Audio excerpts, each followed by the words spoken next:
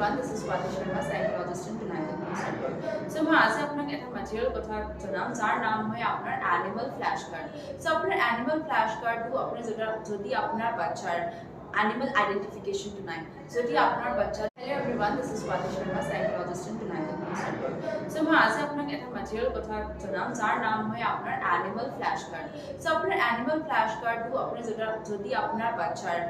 animal identification to নাই যদি আপনার বাচ্চাটো ভালকে attention দিব পাৰা নাই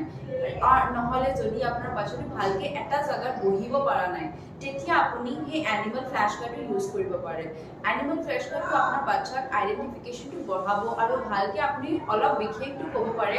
যদি ফৰ এক্সাম্পল এটো kangaroo হয় সো flashcard পিছফালে এটা লিখা থাকিব আৰু এটা ইয়াতে পিকচাৰ আছে সো আপনি আপনাৰ বাচ্চাক এটো ভালকে দেখাব পাৰে আৰু তাৰ attention তো আপনাৰ লগত আকৰ্ষিত কৰিব পাৰে এইটো হয় থ্যাংক ইউ